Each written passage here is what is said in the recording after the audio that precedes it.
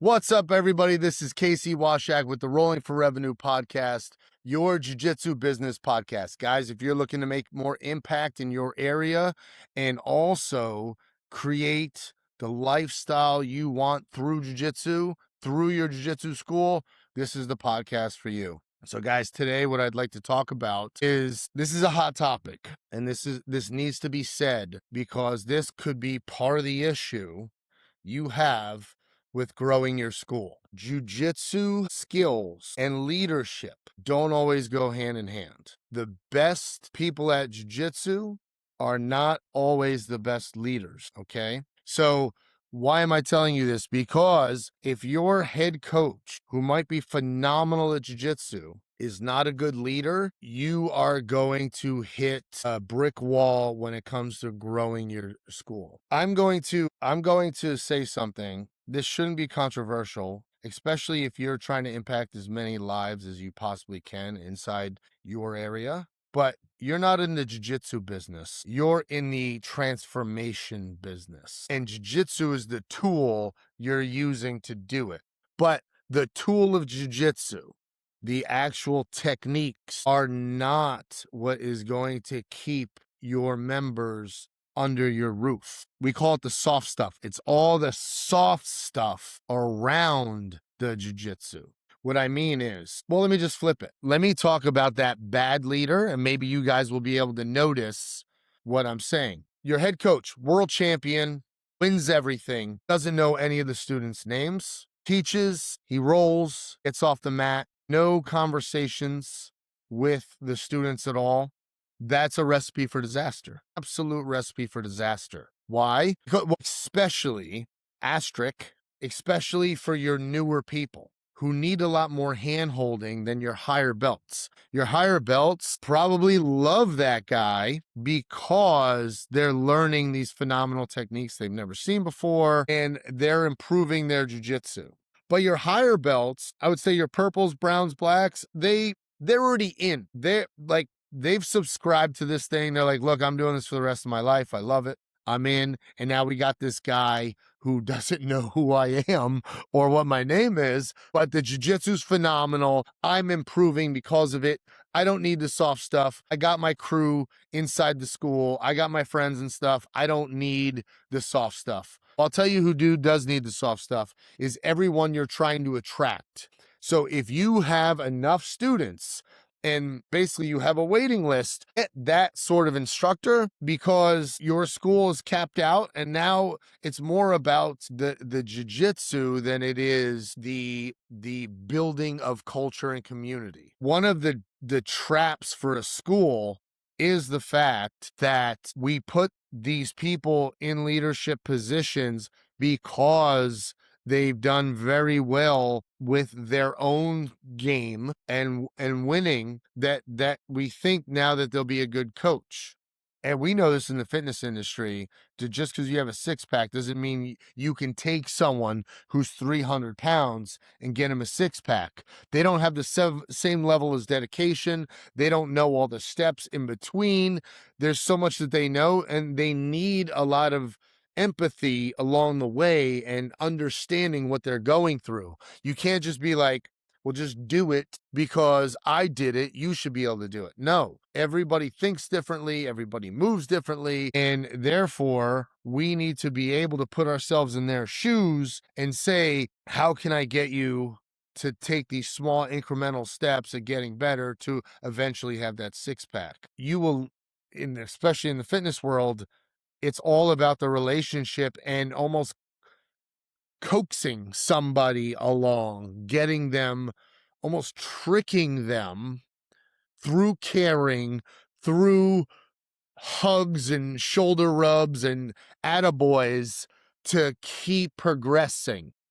It has nothing to do with macros and exercise selection. So we've learned this in the fitness industry, and I hear this all the time. There's a school I'm working with right now. They brought in this coach that they wanted to make the head coach, and the guy's phenomenal at jiu-jitsu, but horrible leader. Doesn't connect with the other coaches, doesn't connect with the students, but phenomenal jiu-jitsu. Your business is going to get capped and you're going to wonder why you're losing people. And guess what? The worst thing that could possibly happen is somebody with similar jiu-jitsu comes to town, but is really great at creating relationships. You're done. You're done. Because while you're learning, and I would say this still goes for the upper belts as well, because imagine learning these techniques, you're like, man, I think I'm getting it. I think I'm getting it. Then you go to an open mat somewhere else and their black belt who's done phenomenal on the tournament circuit shows you some things, but then you see him out somewhere and he remembers your name. You're like, man, that guy's you're going to start getting pulled in that direction. Right. So what I'm trying to show you is you might have the wrong people on the bus. And in earlier episodes, I talked about plateaus and things like that. One of the plateaus can be the team that's on the bus. So one of the things we've done inside our schools, we stopped calling it a family. All right. Because in families, you put up with a lot. You got the drunk uncle. You got the cousin that shows up 30 minutes late all the time, is very spacey. You got the crazy family member, right? But they're family. Like, you put up with it. Well, I don't want to put up, like, I'm trying to build a world championship team. So think about other sports. Baseball, favorite player, first baseman, right? He's awesome. He's the leader of the team. Well, guess what? He starts aging out. He starts slowing down. He's not performing the way he once was. Well, guess what?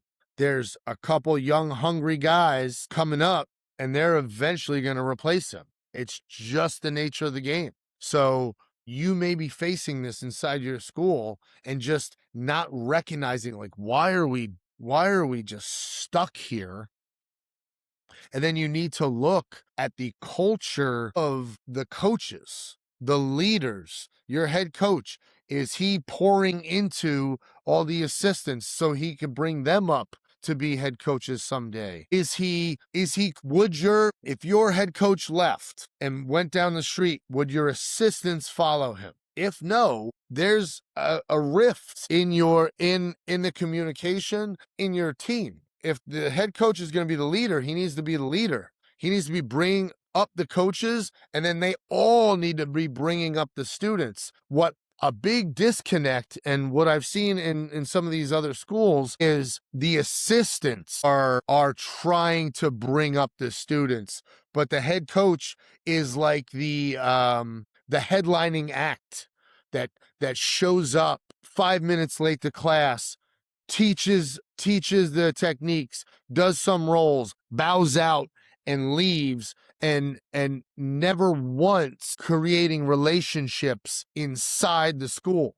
That is unsustainable. That can't work. The assistant coaches can't fill the shoes of that one guy. 5 assistant coaches can't be loving on the students and trying to progress the students without the help of the head coach. The head coach holds all the weight. It doesn't matter if all the assistants are black belts. The head coach holds all the weight. The person showing the techniques holds all the weight, and so if they are flippant about the other students, the students are going to feel that.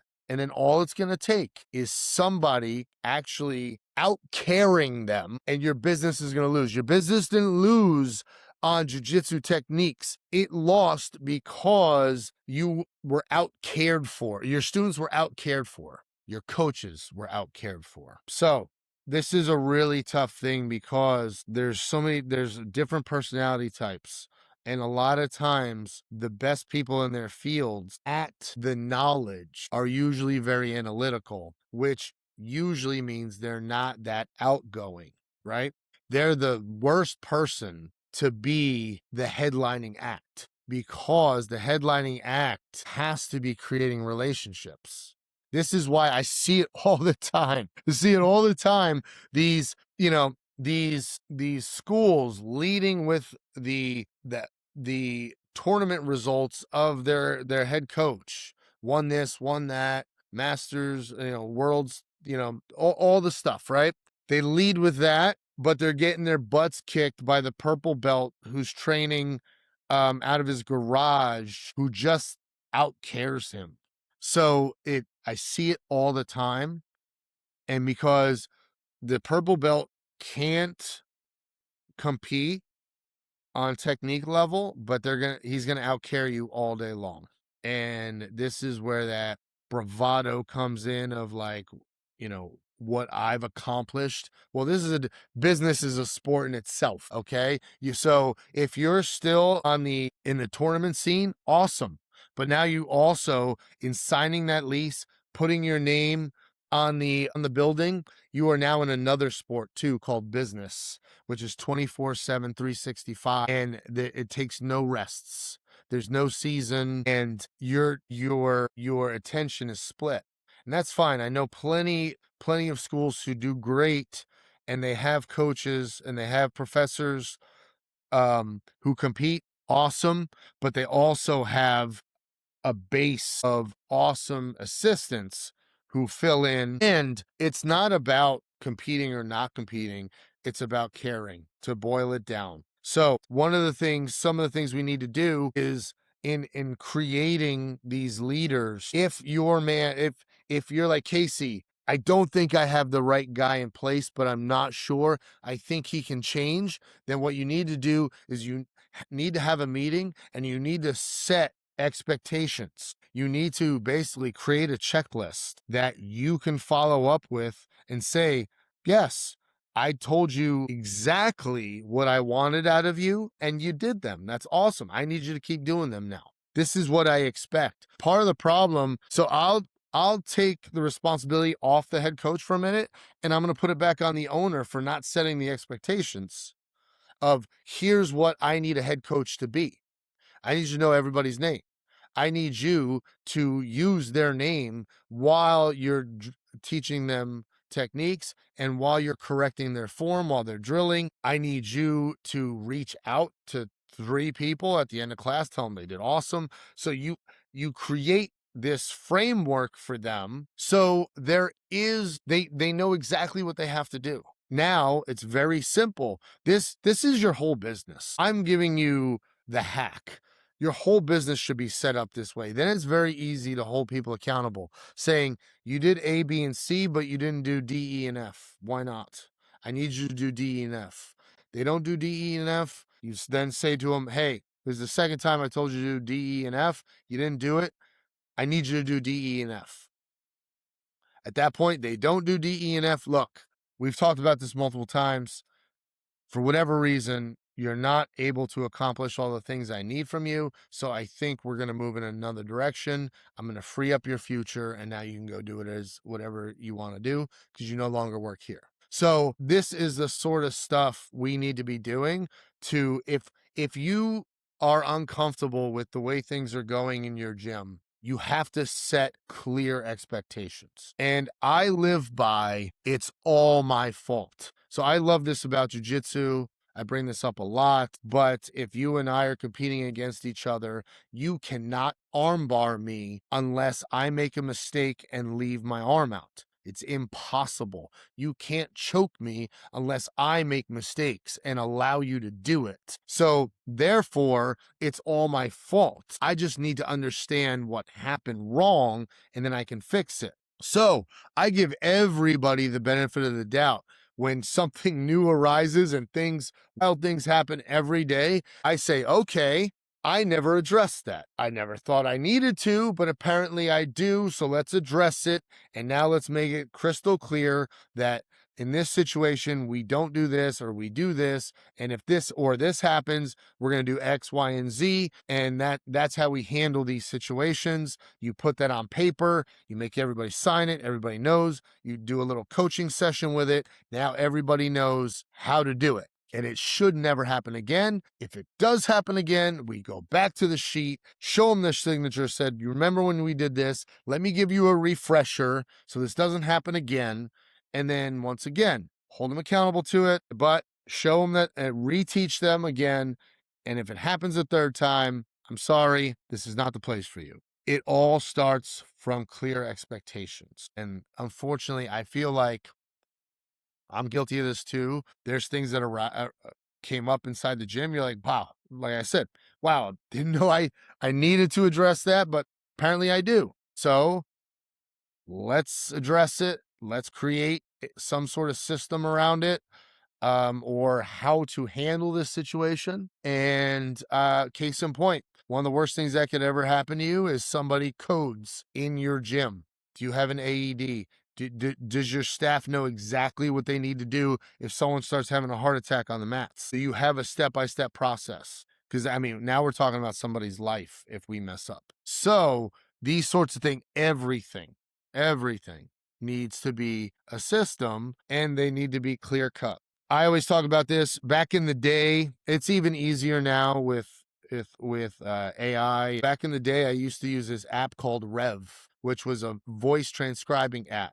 So, like, for example, if I wanted to hire somebody to clean the gym, I would literally grab my phone, start voice transcribing, and go area by area saying what I need done. I need you to dust the windowsills. I need you to dust the floorboards. I need you to vacuum. I need you to mop. Take the trash out of this room, and this room. Dust the fans, room by room. And then guess what? Rev will then send me a Word document of everything I said, and then I just laminate it. Or when I hire that cleaning company, I hand it to them. Now we both know what the expectations are. I told you exactly what I want done in every room, and I know you know exactly what I want done in every room because I gave it to you. So if it doesn't happen, we're going to talk about it and say, hey, I gave you that check. I'll send it to them again. Gave you that checklist. I needed this done, this done, and this done. It didn't happen. Can we fix that for next time? Yes, cool. If it happens again, I hire a new cleaning firm to do it, and I give them the sheet. So guys, this, what I'm talking about, it all boils back down to systems and creating clear expectations, not only for your leadership, but then we need to be doing this for the students too. Like what does it look like to be successful at different belts or just at our school in general? Like what's our etiquette? What are the rules of our gym? And then what does the path from white to blue look like, blue to purple, so on and so forth? So the more you can give these clear expectations, the less there's room for interpretation and the less there can be hard feelings. It becomes very, very organized at that point, to where I know what you want from me because you told me exactly what you need and what the expectations are. So if I do them, I'm meeting your vision for what we're doing. If I don't do them, we both know per the list that I'm screwing up. So guys, if you got value from this, share this, leave a review, leave a comment. And then also, if you want to dive deeper in all the different aspects of business, go to rollingforrevenue.com and get the Rolling for Revenue book.